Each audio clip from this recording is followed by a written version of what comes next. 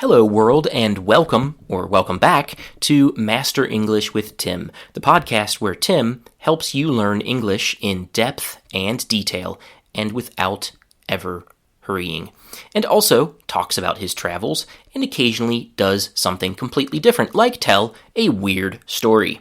I'm Tim, native speaker from the United States, English teacher since 2005, polyglot, world traveler, author of several resources for learning English, and also teller of weird and sad stories. In fact, that's what I'm going to do in this episode. I'm going to tell you a weird and sad story, in this case, about a job interview that I had earlier this year, 2024.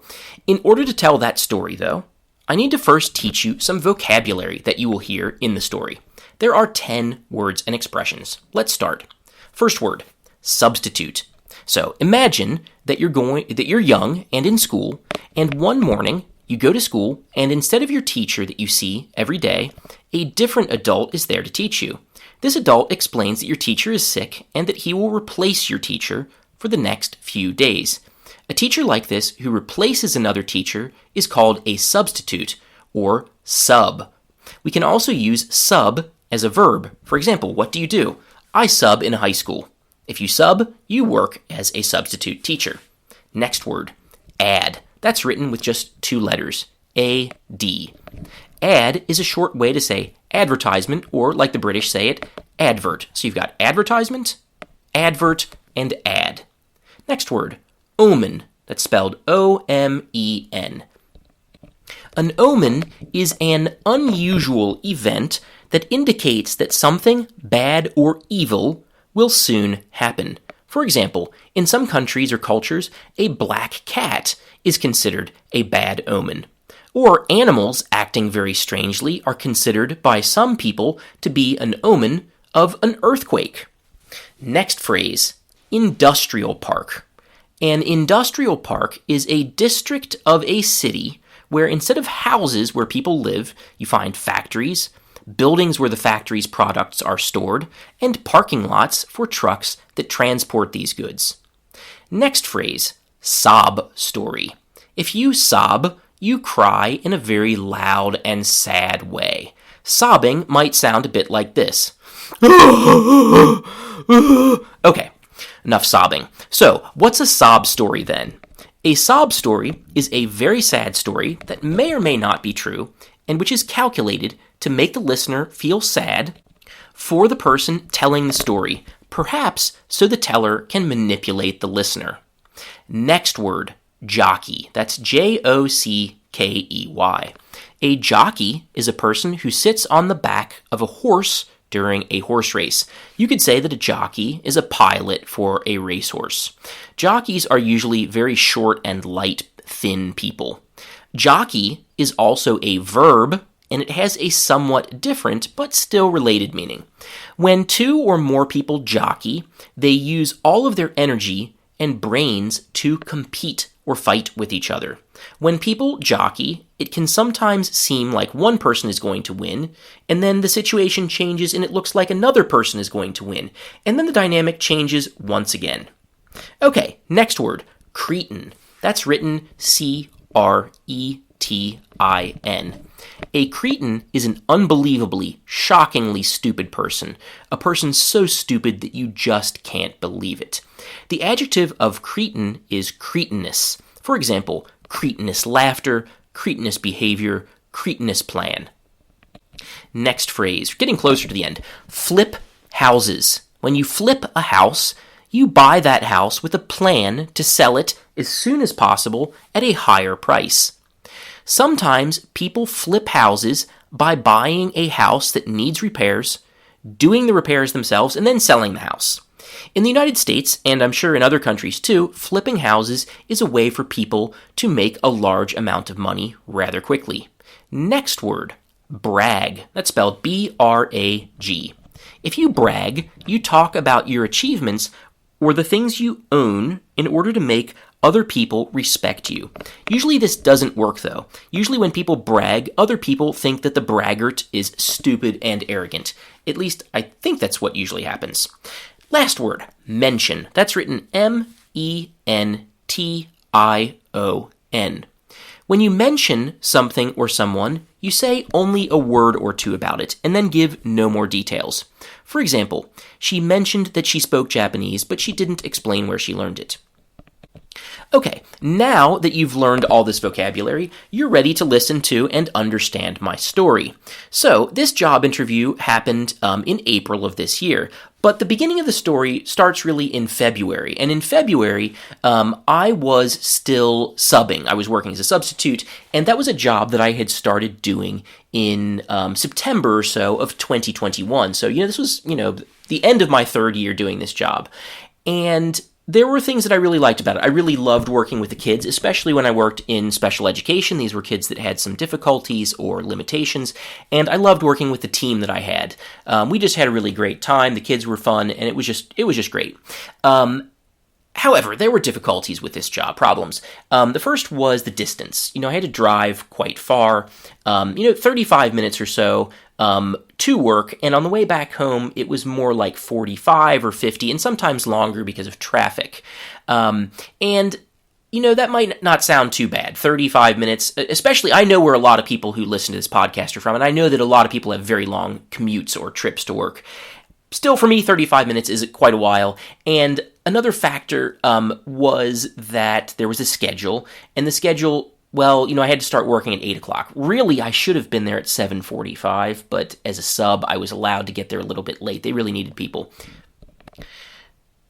So, I had to get there at 7:45, or, really 8, and get up at about 6:30. And again, people might be laughing. They might say, you had to get up at 6:30 and, you had to only drive 35 minutes. Well, I have to get up at 5:30 and I have to drive, or get in the metro or whatever and go 90 minutes. Ha ha ha. Who do you think you are? You're so, well, true. A lot of people have it worse than me. But for me personally, 6:30 in the morning is really early for my body rhythm. It's just not natural for me, and I felt like my health was starting to suffer somewhat because of this. On the other hand, with the schedule, you, as a substitute, or as a teacher generally, you get out of work at about 3 o'clock instead of 5 or 6 like most people. And as a sub, you have another advantage, which is that you don't have any homework, in fact, to correct. You don't correct anyone's homework. You don't have to fill out any paperwork. You don't report to the director of the school. None of that stuff really happens. You don't go to meetings that you don't want to go to. You just go in, you work, and you leave. Of course, the kids can be difficult because they know that you're a sub, and they think that you're not going to come back. And so they might not treat you so well. It can be quite difficult. But I usually worked in the same place, same building, every day, actually, for quite a while. And so people knew that, they weren't going to just see me for the first and last time. So there was some knowledge that, I wasn't going to let them do anything they wanted. Still, overall, this was a pretty difficult job because of the schedule and the distance. So I started looking for different jobs in February or so. And what did I do in February? Well, I went on the website Indeed, and in some cases I filled out really serious job applications. I wrote a cover letter, I had a resume, I sent it to a specific company, and really tried to, adapt the material to each company. But in other cases, I just saw, okay, that job, that might be okay. I'll just press apply. It's easy to apply, so, why not do it? And that's what I did. In one case, I was looking through the list of jobs that was on the screen, and one of the jobs was for a company selling solar power or solar panels for houses. And the salary listed was $100,000 a year, which is really a big number, especially if you've been working as a sub for a long time. If you've been subbing, $100,000 is big money. And I thought, well, it can't hurt. It's sales. It can't hurt. I just press the button and see what happens, and probably nothing will come of it, but it might. And if I win, it's $100,000. So I pressed the button, and nothing happened. The next day, nothing happened, and nothing. And I thought, okay, well, they didn't need me. Okay, whatever. Then several months later, in April, I started to forget about this thing that I had applied for, and I got an email and a call at about 11:30 in the morning at the same time. I noticed the email a little bit later. I was being invited to a job interview with this organization at 4 p.m. that same day. So I think it was kind of manipulative. You put in your job application hoping to get $100,000 a year. You forget about it. You think that it's lost. And suddenly someone tells you, you can get it, but you can only do it if you do it the same day. You got to act quickly. So I fell into this trap. I said, okay, I'll do it. And it required me to drive, pretty fast, honestly. I got out of school. In theory, I would get out of school at 3. In reality, it was more like 3:15. And so, I got in my car and I drove a little bit too fast. It wasn't crazy. And I could see that it was really going to be close. I might not get there in time. So as I was driving, I had to get on several different highways. I had to change a couple different times. And as I was driving and getting onto the last highway, there was an omen. So I was going to go left. I was merging left or driving left onto this other highway, and I saw a truck driving next to me at quite a high speed, and there were 2 people in the truck. There was a driver and the passenger. They were both quite a bit older, probably in their mid-70s or so. And as they drove past, I just got a bad feeling about them, and I looked at their license plate, and it said KKL. Now, you might say, KKL? Well, who cares? It's just some letters. Well, it's only one letter different from KKK, which stands for Ku Klux Klan. And I just thought, my God, what kind of people...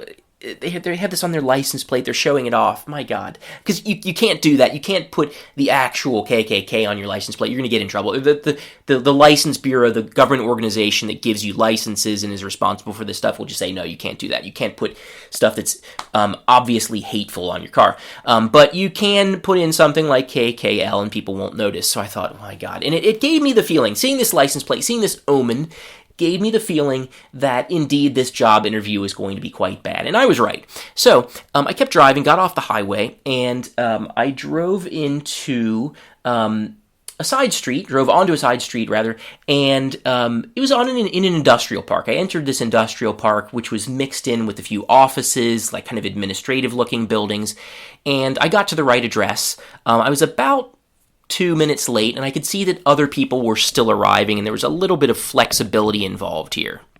And looking around the parking lot, I thought, okay, who's going to be at this job interview? This is a bit of an odd situation. It looks like lots of people are coming. It looks like it's a group interview, which is always, of course, a bad sign.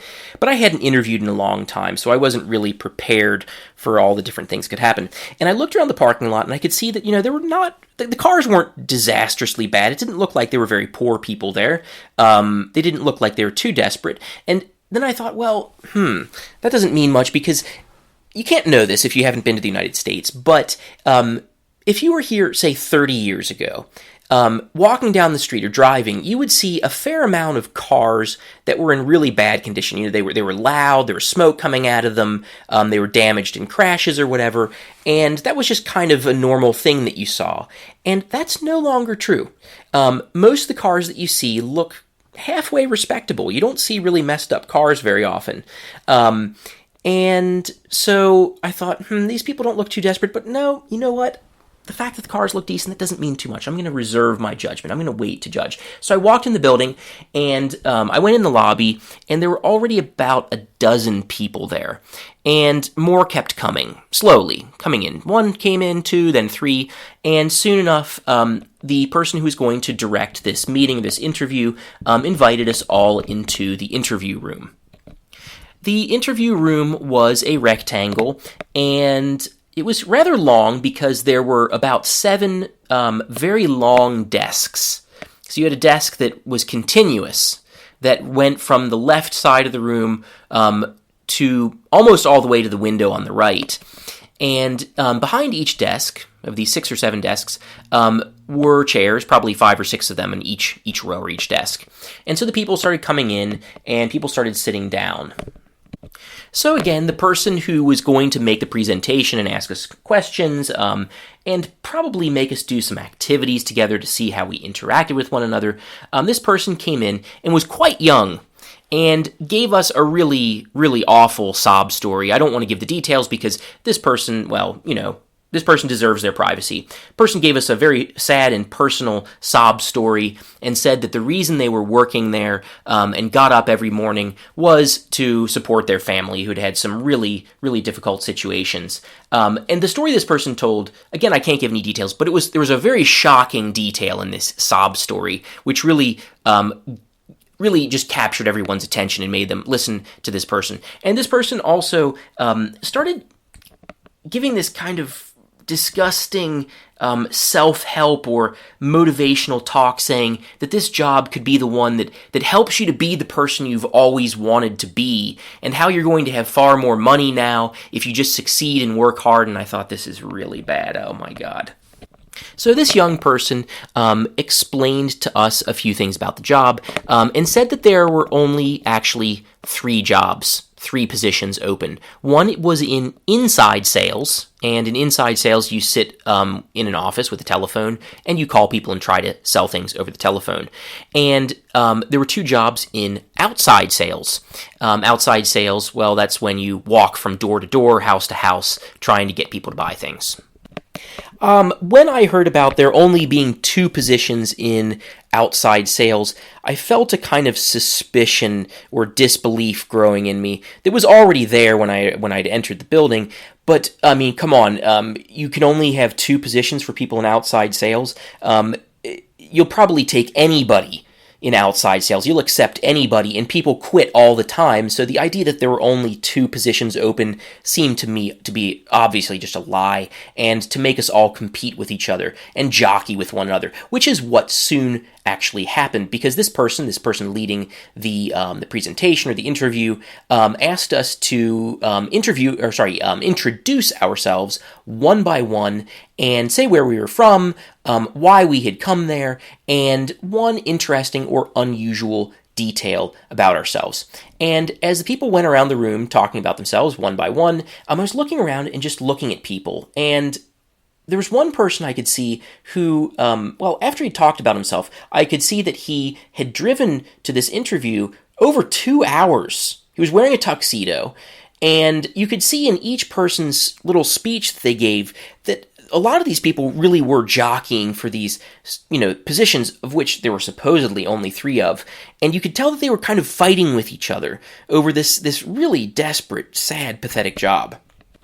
Soon it got closer to being my turn to talk, and there was a guy who was sitting next to me, and he was wearing a tuxedo without the jacket. So I could give you more details about what this person looked like, but I can't really give any personal details because that's, people deserve their privacy. And this person began talking about their jobs that they had. One of them was flipping houses, and this person claimed to have flipped about 40 houses in the previous year. So by saying that he had flipped this large number of houses, he was kind of showing his ability to sell things. I couldn't quite tell why he was doing this. In any case, he was sitting right next to me, and this meant that after he was done talking, it was then my turn to talk. I was sitting in the back, and I, said where I was from, and the interesting fact I gave about myself was that I had walked across France. And at this point, there was a guy who was sitting in front of me, another guy in a tuxedo. There were 3 men in tuxedos in this room, and this guy in a tuxedo, he turned around, and you could just tell he was absolutely cretinous, and he said to me, after I said I'd walked across France, he said, "How did World War II treat you?" Ugh. And I just thought, my God, how sad it is that I'm even in this room, and I just wanted to walk out, but it was too polite to do it. And I was also there for the shit show to see how bad things would get. And at this point, the guy next to me, to my right, the guy who flipped houses, he leaned in to me and said, "What do you think of all of this?" And I turned to him, and I had a kind of respect for him, and I said, which grew when he asked me this question, and I said, "It's honestly pretty goddamn depressing." And he said, "Yeah, it's pretty bad." So we waited until the interview was over, this group interview, and everybody started to walk out. Oh, and I forgot one fact. In the middle of this whole situation, about 30 minutes in, we heard a knock on the door, and someone tried to get in, and the young person, again, very young, probably about 20 years old, walked up to the door, opened the door, and just told the person to go away, that, they got there too late. Get out. So everybody started walking out of this room and into the lobby, and then out into the parking lot. People started getting their cars and going away. Some people were talking with each other. I continued to talk with this guy in a tuxedo, and then a woman joined us who was about the same age as us. And the man continued talking about the different jobs that he had. He said that he had worked for a funeral home, And now this stuff could be true, but I really don't think so. He said that he had worked for a funeral home, and that he'd been working there about 3 years ago when a horrific accident took place that he told us we surely remembered hearing about. And I thought, did that actually happen? That does sound really bad. My God. Afterwards, I checked. Nothing of the sort had happened. I couldn't find anything like it. It involved a small child. It was intended to get attention and probably not be checked. So, anyway, he said that he had, organized the funeral for this poor, unfortunate person and earned for the funeral company $290,000 for a very big monument. And he said that he told this figure to his boss, and the boss said, $290,000, why didn't you get 300? And, this colleague of mine, colleague in quotes, he laughed a bit and thought that his boss couldn't be serious and said, come on, you gotta be joking. And his boss was not serious, in fact, was serious and was rather angry at him that he didn't get the additional $10,000. And he said that's why he left that organization. And now, there are two things that this guy kept mentioning over and over again. One was his love for his family and desire to defend them, and the other was that he owned several pistols. He said that he had a weapon in his car, and it was just always in the background, defending the family, and then the weapons in the background. The weapons, I think that he was mentioning these so that no one would contradict him or say that anything that he was saying seemed suspicious or was just bullshit. And why would you mention that you have a weapon, or how could you do that?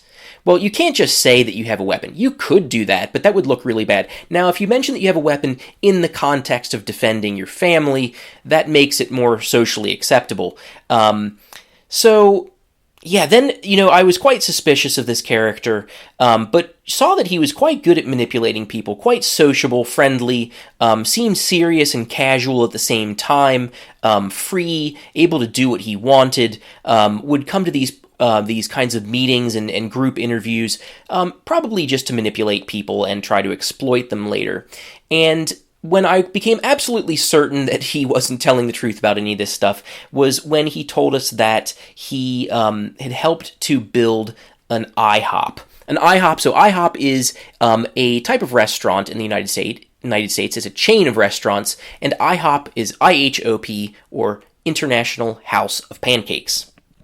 IHOP is about the lowest end or worst kind of restaurant that you can go to that still has table service. Now, you could go to Burger King or McDonald's or something, and you go up to a desk and ask for your food or type it in on a computer, but IHOP is probably the lowest that you can get among restaurants that actually come to your table and ask you what you want. At the same time, the food there is not bad at all because a pancake is not hard to make. You don't need amazing ingredients. So it's quite a popular restaurant. It was, and it's still around. In any case, this character, he told us that he had been responsible for the construction of the world's largest IHOP, which was located in, get this, Dubai, Egypt.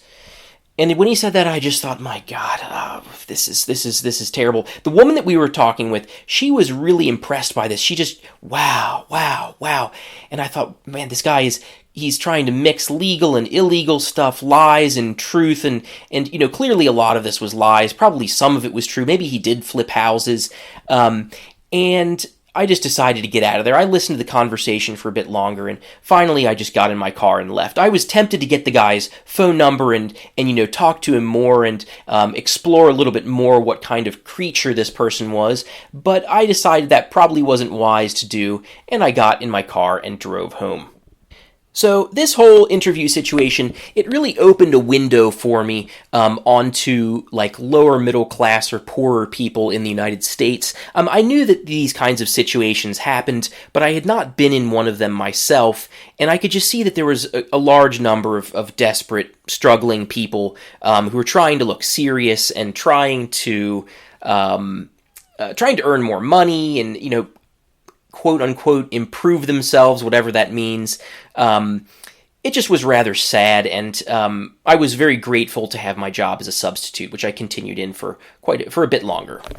And that's really the end of my interview story. I hope that you enjoyed it, and I will see you again next Monday. Thank you.